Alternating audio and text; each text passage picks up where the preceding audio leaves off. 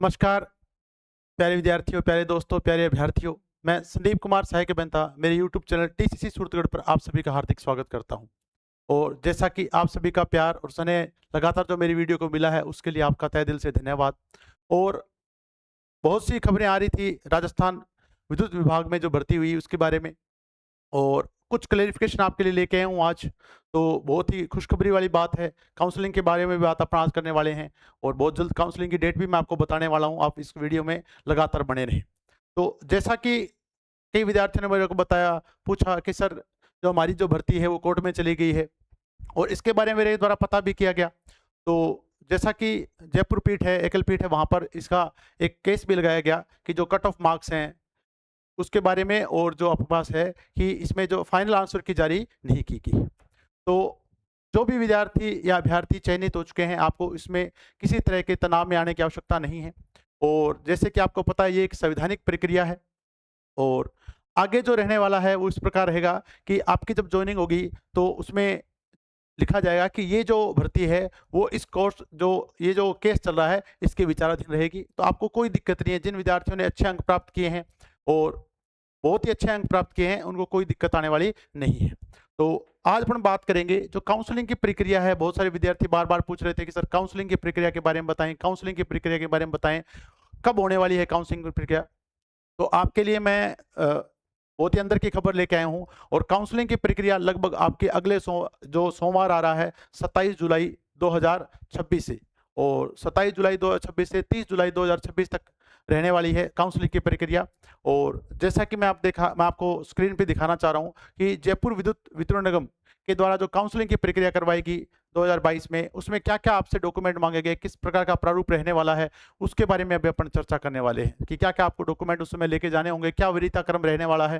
ठीक है भी। और बहुत ही जल्दी 1-2 दिन में या इस वीक के दौरान आपको जो सभी वितरण एजेंसियां हैं उनकी जो साइट्स है उन पर आपको कितनी कितनी सीटें कहाँ पर हैं उसके बारे में भी आपको पता चलने वाला है। तो देखते अपन क्या है इसमें।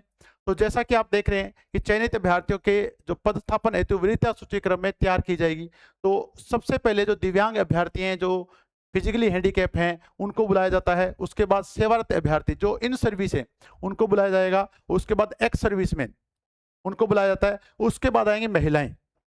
उसके बाद शेष अभ्यर्थी उनकी वरीयता क्रम के अनुसार जो आपकी जो अपॉइंटमेंट लिस्ट जारी की गई थी उसमें जो आपका सीरियल नंबर है उसके अकॉर्डिंग आपको इसमें जो काउंसलिंग की प्रक्रिया उसमें बुलाया जाएगा।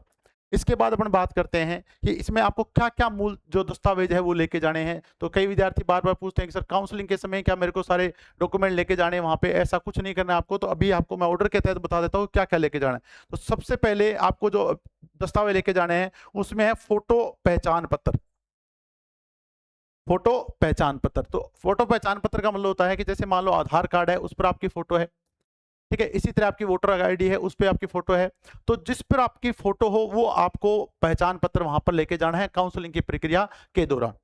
उसके बाद नवीनतम रंगीन पासवर्ड साइज फोटो।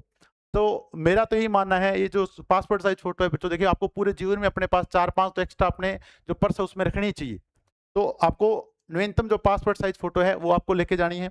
उसके बाद परीक्षा में सम्मिलित होने हेतु विभाग द्वारा जारी प्रवेश पत्र।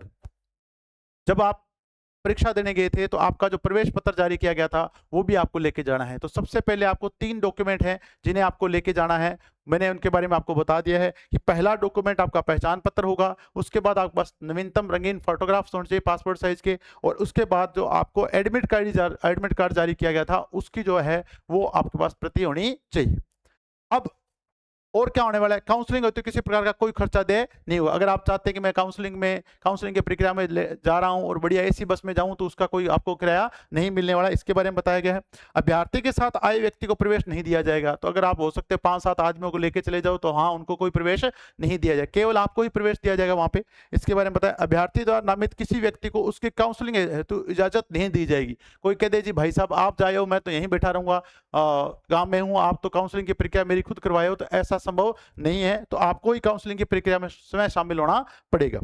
शिविर में पदस्थापन कार्यालय सुनिश्चित करने हेतु उपरांत अभ्यर्थी द्वारा सहमति पत्र हेतु ठीक है, करना आवश्यक होगा। अब जब आप काउंसलिंग की प्रक्रिया में शामिल होंगे तो आपसे एक सहमति पत्र भरवाया जाएगा जो कि आपको भरना जरूरी होगा, उसके अनुसार ही आपकी ज्वाइनिंग होगी। ठीक है, काउंसलिंग हेतु रिक्त पदों की जो सूचना है वो निगम वेबसाइट पर उपलब्ध है, यानी अभी आपकी जल्दी ही आपकी जो काउंसलिंग की प्रक्रिया है उसमें रिक्त पदों की जो संख्या है वो आपको जल्दी ही बता दी जाएगी।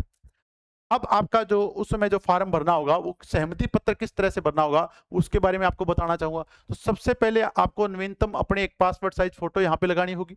इसके बाद सीधी भर्ती पर पदस्थापन हेतु सहमति पत्र, तो ये आपका जो पत्र इस प्रकार का दिया जाएगा वहां पे, उसमें आपके पास आपका रोल नंबर, आपके नाम, आपके पिता का नाम, आपकी जन्म तिथि, आपका लिंग, पद नाम, चयन क्रमांक, मेरिट नंबर जो आपके उसमें दिया गया है, विशेष श्रेणी दिव्यांग सेवारत अभ्यर्थी एक्स ये आपको लिखना होगा, गृह जिला आपका लिखना होगा, और उसके बाद स्थायी पता क्या है आपका और वर्तमान पता क्या है। ये इस तरह का प्रपत्र आपको उस समय तक दिया जाएगा। ये आपका है सहमति पत्र। इसके नीचे तो मैं आपका नाम लिखा जाएगा, ठीक है, जयपुर विद्युत वितरण निगम द्वारा टेक्नीशियन तृतीय के पद पर प्रस्ताव हेतु दिनांक, ठीक है, दिनांक जो भी आपकी काउंसलिंग की डेट आने वाली, जैसा कि मैंने आपको बताया लगभग 27 से लेकर 30 जुलाई तक काउंसलिंग की प्रक्रिया होने वाली है। तो प्राइमरी शिविर में निर्धारित प्रकाशित रिक्तियों में से कार्यालय जो भी आपके पास जो आपका रिक्तियां होंगी वहां से जो आप कार्यालय सेलेक्ट करेंगे, ठीक है, मैं रिक्त पद पर पदस्थापन बाबत अपनी सहमति प्रदान करता हूं। तो जो भी वहां पर जो रिक्त पद होगा उसके लिए अगर आप सहमति प्रदान करते हैं तो उसके बाद ही आपका जो अपॉइंटमेंट लेटर है, फाइनल अपॉइंटमेंट लेटर है, वो आपका जारी किया जाएगा। तो बहुत सी विद्यार्थियों के, ठीक है, मन में जो शंकाएं चल रही थी सर काउंसलिंग की प्रक्रिया कब होने वाली है, तो लगभग मैंने आपको एक निश्चित सी डेट बता दी है कि 27 जुलाई से लगभग 30 जुलाई तक ये काउंसलिंग की प्रक्रिया होना संभावित है। तो अभी आपको किसी तरह कोई दिक्कत नहीं होगी। तो इसी के साथ आप सभी का बहुत बहुत धन्यवाद और जय हिंद, जय भारत, जय राजस्थान।